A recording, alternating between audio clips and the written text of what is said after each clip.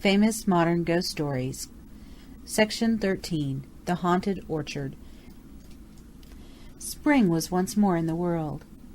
As she sang to herself in the faraway woodlands, her voice reached even the ears of the city, weary with the long winter. Daffodils flowed at the entrances to the subway, furniture-removing vans blocked the side streets, children clustered like blossoms on the doorsteps. The open cars were running, and the cry of the cash-plow man was once more heard in the land. Yes, it was the spring, and the city dreamed wistfully of lilacs and the dewy piping of birds in gnarled old apple trees, of dogwood lighting up with sudden silver the thickening woods, of water plants unfolding their glossy scrolls in pools of morning freshness. On Sunday mornings the outbound trains were thronged with eager pilgrims hastening out of the city, to behold once more the ancient marvel of the spring, and on Sunday evening the railway termini were aflower with banners of blossom from rifled woodland and orchard carried in the hands of the returning pilgrims, whose eyes still shone with the spring magic, in whose ears still sang the fairy music. And as I beheld these signs of the vernal equinox, I knew that I, too, must follow the music, forsake awhile the beautiful siren we call the city, and in the green silences meet once more my sweetheart, Solitude. As the train drew out of the Grand Central, I hummed to myself, "I've a neater, sweeter maiden in a greener, cleaner land." And so I said good-bye to the city, and went forth with beating heart to meet the spring. I had been told of an almost forgotten corner on the south coast of Connecticut, where the spring and I could live in inviolate loneliness, a place uninhabited save by birds and blossoms, woods and thick grass, and an occasional silent farmer, and pervaded by the breath and shimmer of the Sound. Nor had rumor lied, for when the train set me down at my destination, I stepped out into the most wonderful green hush, a leafy Sabbath silence through which the very train, as it went farther on its way, seemed to steal as noiselessly as possible for fear of breaking the spell. After a winter in town, to be dropped thus suddenly into the intense quiet of the countryside makes an almost ghostly impression upon one, as of an enchanted silence, a silence that listens and watches but never speaks, finger on lip. There is a spectral quality about everything upon which the eye falls. The woods, like great green clouds, the wayside flowers, the still farmhouses half lost in orchard blossom, all seem to exist in a dream. Everything is so still, everything so supernaturally green.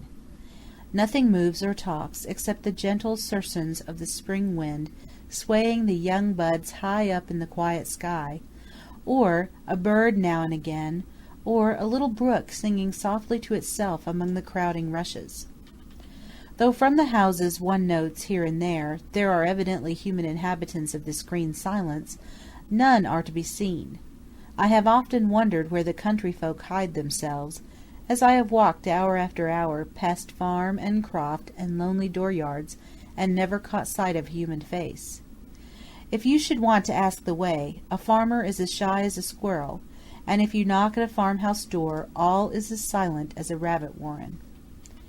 As I walked along in the enchanted stillness, I came at length to a quaint old farmhouse, old colonial in its architecture, embowered in white lilacs, and surrounded by an orchard of ancient apple trees, which cast a rich shade on the deep spring grass. The orchard had the impressiveness of those old religious groves, dedicated to the strange worship of sylvan gods, gods to be found now only in Horace or Catullus, and in the hearts of young poets to whom the beautiful antique Latin is still dear. The old house seemed already the abode of solitude. As I lifted the latch of the white gate and walked across the forgotten grass, and up onto the veranda already festooned with wisteria, and looked into the window, I saw Solitude sitting by an old piano, on which no composer later than Bach had ever been played. In other words, the house was empty, and going round to the back, where old barns and stables leaned together as if falling asleep, I found a broken pane, and so climbed in and walked through the echoing rooms. The house was very lonely. Evidently no one had lived in it for a long time. Yet it was all ready for some occupant, for whom it seemed to be waiting. Quaint old four-poster bedsteads stood in 3 rooms, dimity curtains and spotless linen, old oak chests and mahogany presses, and, opening drawers in Chippendale sideboards, I came upon beautiful frail old silver and exquisite china that set me thinking of a beautiful grandmother of mine, made out of old lace and laughing wrinkles and mischievous blue eyes. There was one little room that particularly interested me, a tiny bedroom, all white, and at the window the red roses were already in bud. But what caught my eye with peculiar sympathy was a small bookcase, in which were some 20 or 30 volumes, wearing the same forgotten expression, forgotten and yet cared for, which lay like a kind of memorial charm upon everything in the old house. Yes, everything seemed forgotten, and yet everything, curiously, even religiously, remembered. I took out book after book from the shelves. Once or twice flowers fell out from the pages, and I caught sight of a delicate handwriting here and there and frail markings. It was evidently the little intimate library of a young girl. What surprised me most was to find that quite half of the books were in French poets and French romancers, a charming, very rare edition of Ronsard, a beautiful printed edition of Alfred de Musset, and a copy of Théophile Gautier's Mademoiselle de Maupin.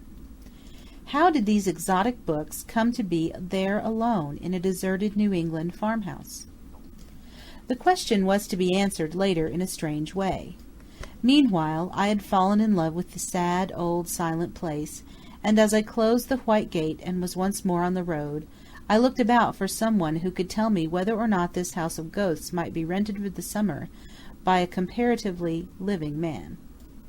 I was referred to a fine old New England farmhouse shining white through the trees a quarter of a mile away. There I met an ancient couple, a typical New England farmer and his wife, the old man, lean, chin-bearded, with keen gray eyes flickering occasionally with a shrewd humour, the old lady with a kindly old face of the withered apple type and ruddy. They were evidently prosperous people, but their minds, for some reason I could not at the moment divine, seemed to be divided between their New England desire to drive a hard bargain and their disinclination to let the house at all. Over and over again they spoke of the loneliness of the place. They feared I would find it very lonely. No one had lived in it for a long time, and so on. It seemed to me that afterwards I understood their curious hesitation, but at the moment only regarded it as a part of the circuitous New England method of bargaining. At all events, the rent I offered finally overcame their disinclination, whatever its cause, and so I came into possession, for 4 months, of that silent old house, with the white lilacs, and the drowsy barns, and the old piano, and the strange orchard, and, as the summer came on and the year changed its name from May to June, I used to lie under the apple trees in the afternoons, dreamily reading some old book, and through half-sleepy eyelids watching the silken shimmer of the Sound. I had lived in the old house for about a month, when one afternoon a strange thing happened to me. I remember the date well. It was the afternoon of Tuesday, June 13th. I was reading, or rather dipping here and there, in Burton's Anatomy of Melancholy. As I read, I remember that a little unripe apple, with a petal or two of blossom still clinging to it, fell upon the old yellow page. Then I suppose I must have fallen into a dream, though it seemed to me that both my eyes and my ears were wide open, for I suddenly became aware of a beautiful young voice singing very softly somewhere among the leaves. The singing was very frail, almost imperceptible, as though it came out of the air. It came and went fitfully, like the elusive fragrance of sweetbriar, as though a girl was walking to and fro, dreamily humming to herself in the still afternoon. Yet there was no one to be seen. The orchard had never seemed more lonely, and another fact that struck me as strange was that the words that floated to me out of the aerial music were French, half sad, half gay snatches of some long-dead singer of old France. I looked for the origin of the sweet sounds, but in vain. Could it be the birds that were singing in French in this strange orchard? Presently the voice seemed to come quite close to me, so near that it might have been the voice of a dryad singing to me out of the tree against which I was leaning. And this time I distinctly caught the words of the sad little song. Chante, rossignol, chante. Toi qui as le cœur, tu as le cœur à rire. Moi, je l'ai à pleurer.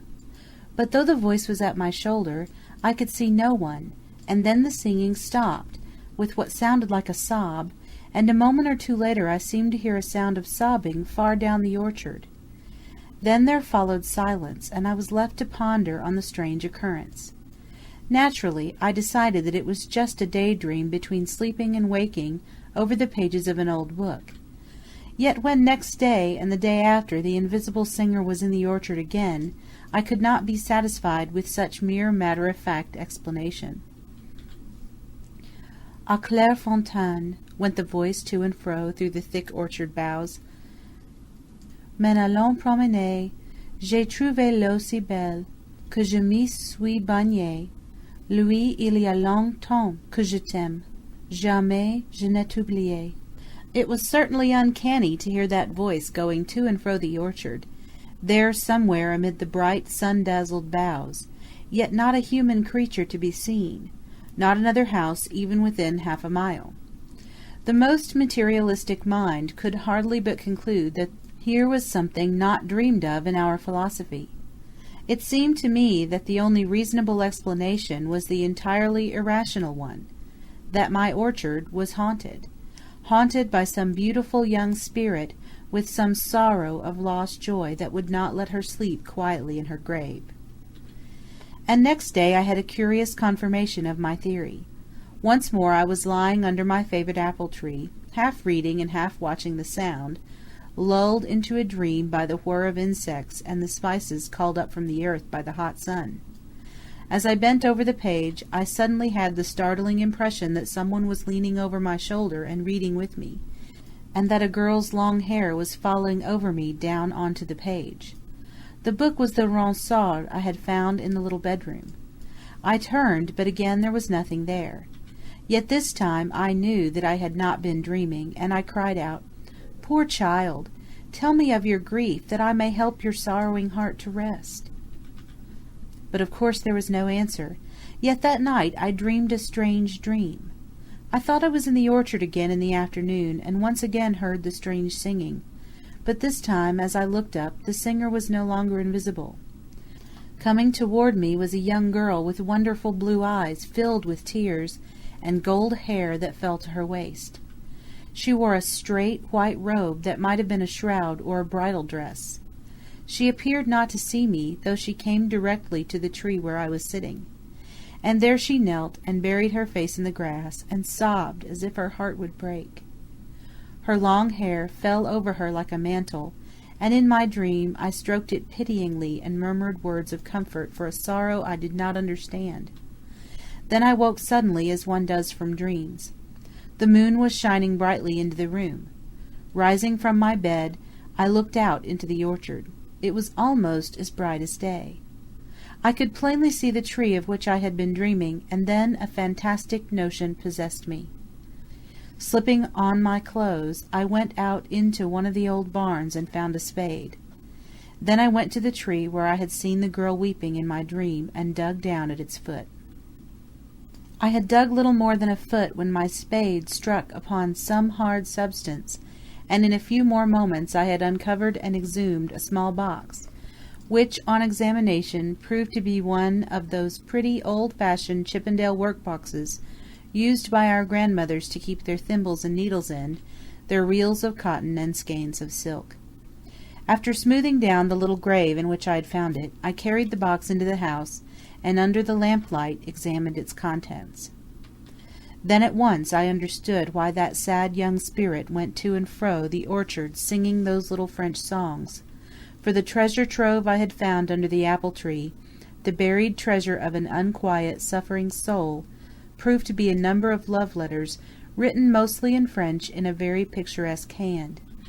Letters, too, written but some 5 or 6 years before.